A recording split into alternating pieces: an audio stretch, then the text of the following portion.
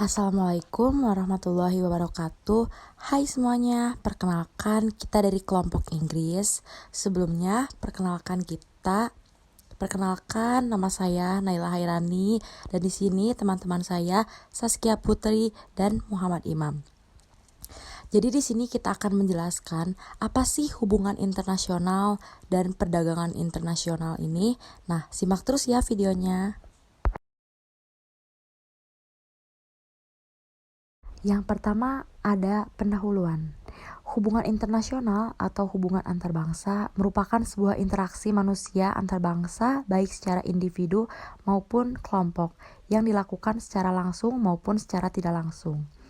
Hubungan internasional berlangsung sangat dinamis, berkembang sesuai perkembangan kehidupan sosial manusia dan dipengaruhi oleh perubahan kondisi lingkungan antar bangsa.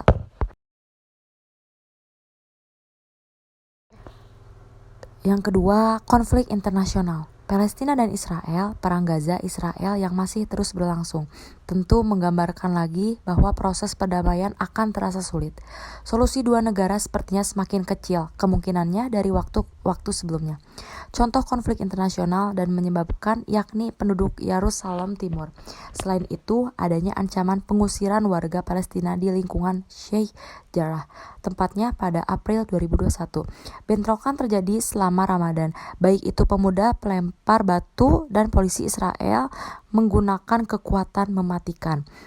Terjadi di kompleks yang terdiri dari Haram al-Sharif, tempat suci bagi umat Islam, dan Temple Mount, tempat suci bagi orang Yahudi. Nah, dampak dari konfliknya antara Israel dan Palestina yaitu hancurnya perekonomian negara, kedua habisnya harta maupun benda masyarakat maupun negara, ketiga tidak ada investor yang masuk menanamkan modal di negara tersebut, keempat timbulnya perselisihan antara umat beragama. Perdagangan internasional. Peranan perdagangan luar negeri dalam proses pembangunan ekonomi baik secara langsung maupun tidak langsung adalah dapat meningkatkan penghasilan devisa, mentransfer modal dan teknologi dari luar negeri dan dapat mengembangkan industri baru di dalam negeri atau industri. Contoh dampak dari positifnya perdagangan internasional yaitu pertama, memenuhi kebutuhan barang atau layanan yang tidak bisa diproduksi atau kurang produksi dalam negeri. Yang kedua, memperluas pemesanan produk negara sehingga bisa meningkatkan pendapatan negara. Dan contoh dampak negatif dari perdagangan internasional, yang pertama ada perbedaan sumber daya alam di setiap negara, kedua perbedaan tingkat kualitas sumber daya manusia. Perubahan iklim dan isu lingkungan lainnya merupakan isu modern yang hadir dalam ilmu hubungan internasional. Keterlibatan lingkungan sebagai unsur dalam politik internasional tak dapat terhindarkan sebagai satu kesatuan dalam segala kini kehidupan manusia di muka bumi.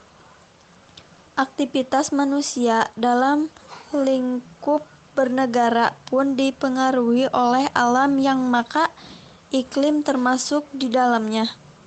Lingkungan hidup pun menjadi salah satu objek yang vital bagi berlangsungan hidup negara dan manusia-manusia di dalamnya. Politisasi lingkungan hidup pun seringkali muncul demi meningkatnya daya tawar politik suatu negara.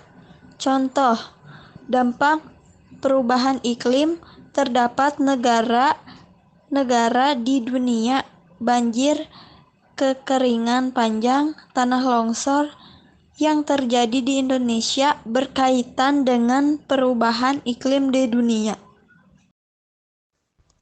Dari penjelasan di atas bisa disimpulkan bahwa globalisasi saat ini menjadi suatu hal yang penting dalam hubungan internasional.